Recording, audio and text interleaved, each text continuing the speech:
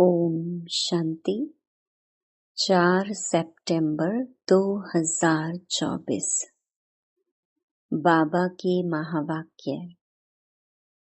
मीठे बच्चे, तुम बेहद के बाप पास आए हो, विकारी से निर्विकारी बनने।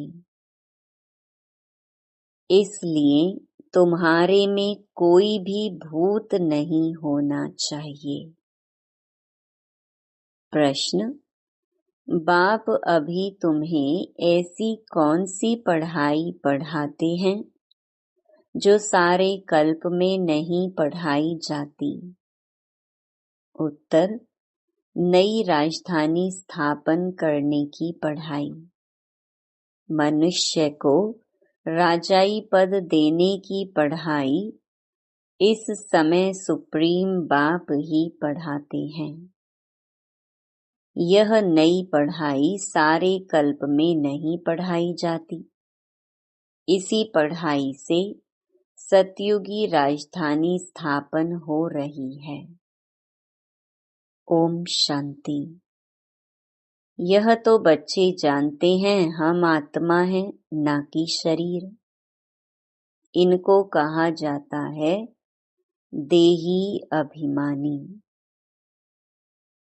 मनुष्य सब हैं देहे अभिमानी। यह है ही पाप आत्माओं की दुनिया अथवा विकारी दुनिया। रावण राज्य है। सतयुग पास्ट हो गया है, वहाँ सब निर्विकारी रहते थे। बच्चे जानते हैं हम ही पवित्र देवी देवता थे जो 84 जन्मों के बाद फिर पतित बने हैं। भारत ही अविनाशी खंड गाया हुआ है।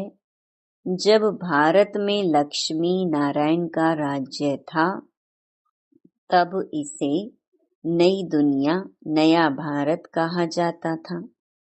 अभी है पुरानी दुनिया, पुराना भारत। वह तो संपूर्ण निर्विकारी थे, कोई विकार नहीं थे।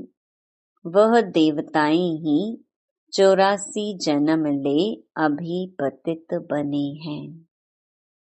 काम का भूत, क्रोध का भूत, लोभ का भूत, यह सब कड़े भूत हैं। इनमें मुख्य है देह अभिमान का भूत। रावण का राज्य है ना। यह रावण है भारत का आधा कल्प का दुश्मन। जब मनुष्य में 5 विकार प्रवेश करते हैं, इन देवताओं में यह भूत नहीं थे। फिर पुनर्जन्म लेते लेते इनकी आत्मा भी विकारों में आ गई। तुम जानते हो, हम जब देवी देवता थे तो कोई भी विकार का भूत नहीं था। सतयुग त्रेता को कहा ही जाता है राम राज्य, द्वापर कलयुग को कहा जाता है रावण राज्य। यहाँ हर एक नर नारी में 5 विकार हैं। द्वापर से कलयुग तक 5 विकार चलते हैं। अब तुम पुरुषोत्तम संगम युग पर बैठे हो, बेहद के बाप के पास आए हो, विकारी से निर्विकारी बनने के लिए। निर्विकारी बन अगर कोई विकार में गिरते हैं तो बाबा लिखते हैं तुमने काला मुंह किया, अब गोरा मुंह होना मुश्किल है। 5 मंजिल से गिरने जैसा है। हड्डियां टूट जाती हैं। गीता में भी है भगवानुवाच, काम महाशत्रु है। भारत का वास्तविक धर्म शास्त्र है ही गीता। हर एक धर्म का एक ही शास्त्र है। भारतवासियों के तो ढेर शास्त्र हैं। उसको कहा जाता है भक्ति। नई दुनिया सतो प्रधान गोल्डन एज है। वहां कोई लड़ाई झगड़ा नहीं था। बड़ी आयु थी, एवर हेल्दी वेल्दी थे। तुमको स्मृति आई, हम देवताएं बहुत सुखी थे। वहां अकाले मृत्यु होती नहीं, काल का डर रहता नहीं। वहां हेल्थ वेल्थ हैप्पीनेस सब रहती है। नर्क में हैप्पीनेस होती नहीं, कुछ ना कुछ शरीर का रोग लगा रहता है। यह है अपार दुखों की दुनिया, वह है अपार सुखों की दुनिया। बेहद का बाप दुखों की दुनिया थोड़े ही रचेंगे। बाप ने तो सुख की दुनिया रची। फिर रावण राज्य आया तो उनसे दुख अशांति मिली। सतयुग है सुख धाम, कलयुग है दुख धाम। विकार में जाना गोया, एक दो पर काम कटारी चलाना। मनुष्य कहते हैं यह तो भगवान की रचना है ना, परंतु नहीं, भगवान की रचना नहीं, यह रावण की रचना है। भगवान ने तो स्वर्ग रचा, वहां काम कटारी होती नहीं। ऐसे नहीं दुख सुख भगवान देता है। अरे भगवान बेहद का बाप बच्चों को दुख कैसे देगा। वह तो कहते हैं मैं सुख का वर्षा देता हूँ, फिर आधा कल्प के बाद रावण श्रापित करते हैं। सतयुग में तो अथाह सुख थे, माला माल थे।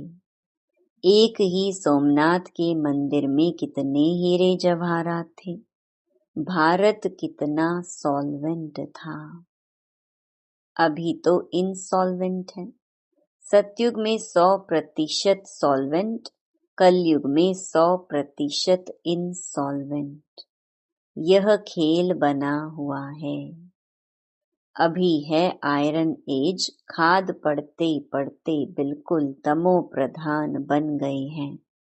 कितना दुख है। यह एरोप्लेन आदि भी 100 वर्ष में बने हैं। इनको कहा जाता है माया का पॉम्प। तो मनुष्य समझते साइंस ने तो स्वर्ग बना दिया है, परंतु यह है रावण का स्वर्ग। कलयुग में माया का पॉम्प देख तुम्हारे पास मुश्किल आते हैं। समझते हैं हमारे पास तो महल मोटरें आदि हैं। बाप कहती हैं स्वर्ग तो सतयुग को कहा जाता है, जब इन लक्ष्मी नारायण का राज्य था। अब इन लक्ष्मी नारायण का राज्य थोड़े ही है। अब कलयुग के बाद फिर इनका राज्य आएगा। पहले भारत बहुत छोटा था। नई दुनिया में होते ही हैं 9 लाख देवताएं, बस पीछे वृद्धि को पाते रहते हैं। सारी सृष्टि वृद्धि को पाती है ना। पहले पहले सिर्फ देवी देवता थे, तो बेहद का बाप वर्ल्ड की हिस्ट्री ज्योग्राफी बैठ समझाते हैं। बाप बिगर और कोई बतला ना सके। उनको कहा जाता है नॉलेजफुल गॉड फादर, सब आत्माओं का फादर। आत्माएं सब भाई भाई हैं, फिर भाई और बहन बनती हैं। तुम सब हो एक प्रजापिता ब्रह्मा के एडॉप्टेड चिल्ड्रन। सभी आत्माएं उनकी संतान तो हैं ही। उनको कहा जाता है परम पिता, उनका नाम है शिव। बस बाप समझाते हैं मेरा नाम एक ही शिव है। फिर भक्ति मार्ग में मनुष्यों ने बहुत मंदिर बनाए हैं, तो बहुत नाम रख दिए हैं। भक्ति की सामग्री कितनी ढेर है, उसको पढ़ाई नहीं कहेंगे। उसमें एम ऑब्जेक्ट कुछ भी नहीं है, ही नीचे उतरने की। नीचे उतरते उतरते तमो प्रधान बन जाते हैं, फिर सतो प्रधान बनना है सबको। तुम सतो प्रधान बनकर स्वर्ग में आएंगे। बाकी सब सतो प्रधान बन शांति धाम में रहेंगे। यह अच्छी रीति याद करो। बाबा कहते हैं, तुमने हमको बुलाया है बाबा, हम पतितों को आकर पावन बनाओ। तो अब मैं सारी दुनिया को पावन बनाने आया हूँ। मनुष्य समझते हैं गंगा स्नान करने से पावन बन जाएंगे। गंगा को पतित पावनी समझते हैं। कुएं से पानी निकला, उसको भी गंगा का पानी समझ स्नान करते हैं। गुप्त गंगा समझते हैं। तीर्थ यात्रा पर व कोई पहाड़ी पर जाएंगे, उसको भी गुप्त गंगा कहेंगे। इसको कहा जाता है झूठ। गॉड इज ट्रुथ कहा जाता है। बाकी रावण राज्य में सब हैं झूठ बोलने वाले। गॉड फादर ही सचखंड स्थापन करते हैं, वहाँ झूठ की बात नहीं होती। देवताओं को भोग भी शुद्ध लगाते हैं। अभी तो है आसुरी राज्य, सत्युग त्रेता में है ईश्वरीय राज्य, जो अब स्थापन हो रहा है। ईश्वर ही आकर सबको पावन बनाते हैं। देवताओं में कोई विकार होता नहीं। यथा राजा रानी तथा प्रजा सब पवित्र होते हैं। यहाँ सब हैं पापी, कामी, क्रोधी। नई दुनिया को स्वर्ग और इसको नर्क कहा जाता है। नर्क को स्वर्ग बाप के सिवाय कोई बना न सके। यहाँ सब हैं नर्कवासी पतित। सतयुग में है पावन। वहाँ ऐसे नहीं कहेंगे कि हम पतित से पावन होने के लिए स्नान करने जाते हैं। यह वैरायटी मनुष्य सृष्टि रूपी झाड़ है। बीज रूप है भगवान, वही रचना रचते हैं। पहले पहले रचते हैं देवी देवताओं को, फिर वृद्धि को पाते पाते इतने धर्म हो जाते हैं। पहले एक धर्म एक राज्य था, सुख ही सुख था। मनुष्य चाहते भी हैं विश्व में शांति हो, वह अभी तुम स्थापन कर रहे हो, बाकी सब खत्म हो जाएंगे। बाकी थोड़े रहेंगे। यह चक्र फिरता रहता है। अभी है कलयुग अंत और सतयुग आदि का पुरुषोत्तम संगम युग। इसको कहा जाता है कल्याणकारी पुरुषोत्तम संगम युग। कलयुग के बाद सतयुग स्थापन हो रहा है। तुम संगम पर पढ़ते हो, इसका फल सतयुग में मिलेगा। यहाँ जितना पवित्र बनेंगे और पढ़ेंगे, उतना ऊंच पद पाएंगे। ऐसी पढ़ाई कहाँ होती नहीं। तुमको इस पढ़ाई का सुख नई दुनिया में मिलेगा। अगर कोई भी भूत होगा तो एक तो सजा खानी पड़ेगी, दूसरा फिर वहाँ कम पद पाएंगे। जो संपूर्ण बन औरों को भी पढ़ाएंगे तो ऊंच पद भी पाएंगे। कितने सेंटर्स हैं, लाखों सेंटर्स हो जाएंगे। सारे विश्व में सेंटर्स खुल जाएंगे। पाप आत्मा से पुण्य आत्मा बनना ही है। तुम्हारी एम ऑब्जेक्ट भी है। पढ़ाने वाला एक शिव बाबा है। वह है ज्ञान का सागर, सुख का सागर। बाप ही आकर पढ़ाते हैं। यह नहीं पढ़ाते, इनके द्वारा वह पढ़ाते हैं। इनको गाया जाता है भगवान का रथ, भाग्यशाली रथ। तुमको कितना पद्मा पदम भाग्यशाली बनाते हैं। तुम बहुत साहूकार बनते हो, कभी भी बीमार नहीं पड़ते।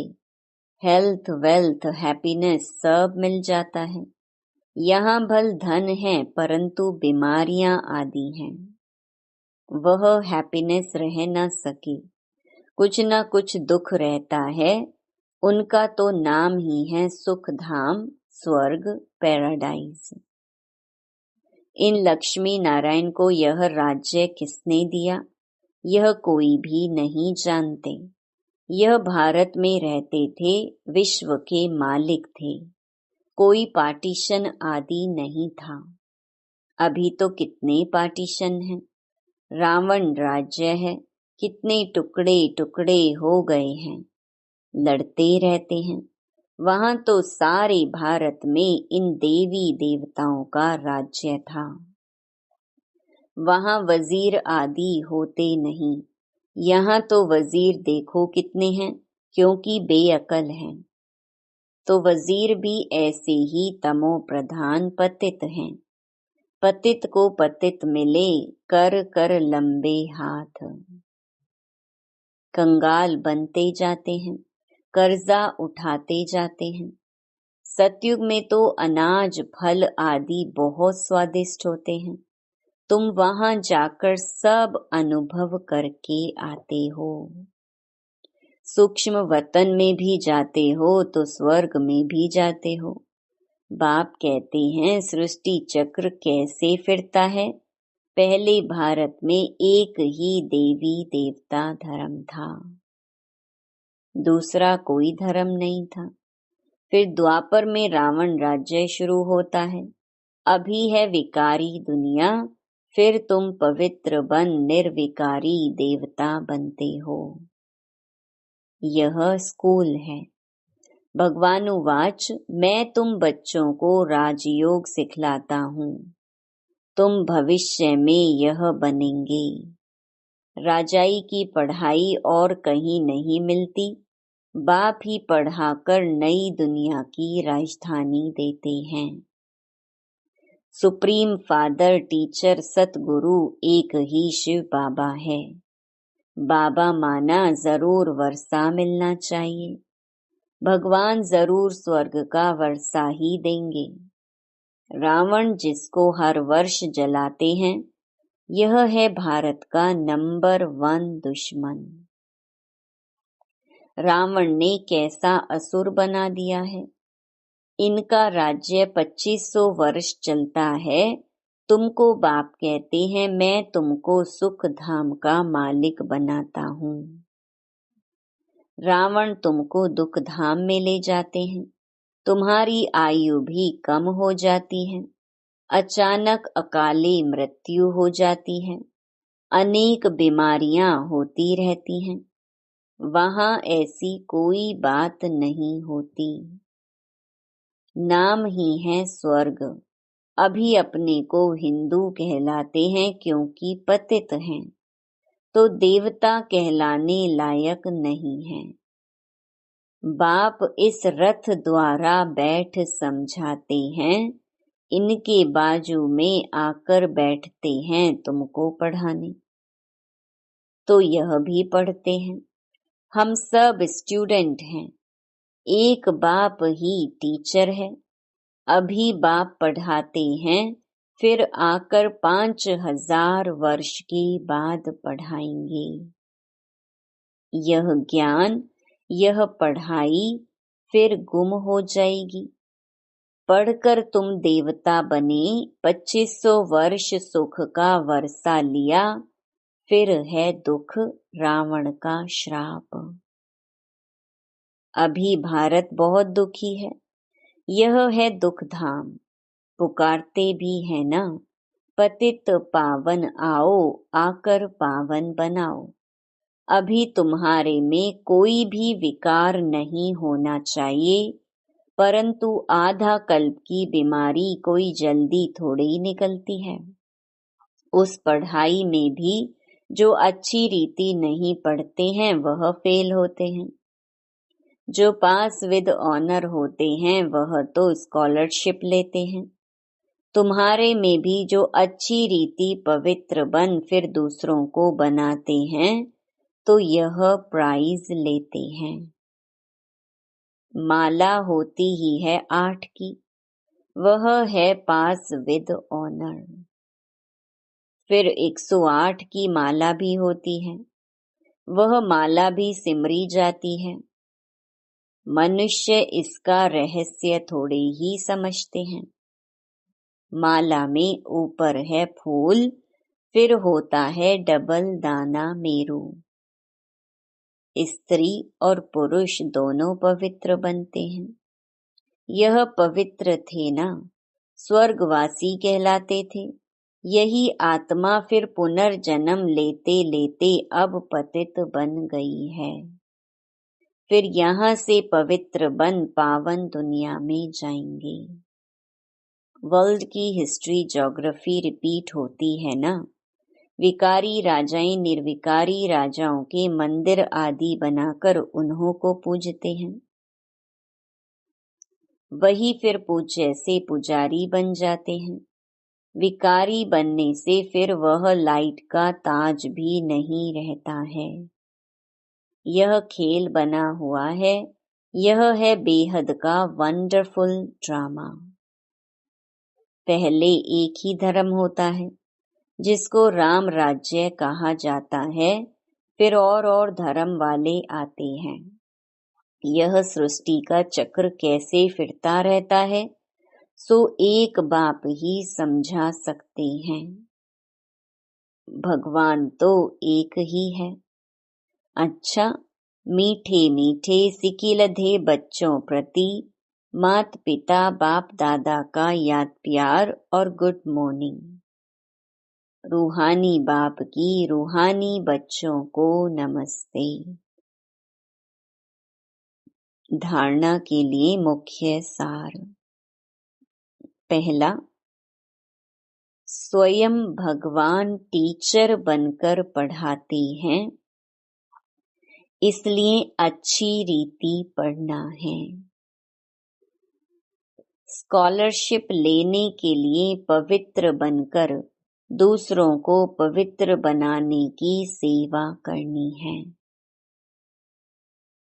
दूसरा, अंदर में काम क्रोध आदि के जो भी भूत प्रवेश हैं उन्हें निकालना है। एम ऑब्जेक्ट को सामने रखकर पुरुषार्थ करना है।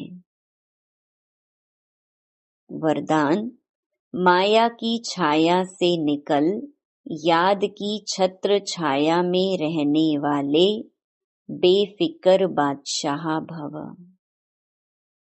जो सदा बाप के याद की छत्र छाया के नीचे रहते हैं, वो स्वयं को सदा सेफ अनुभव करते हैं।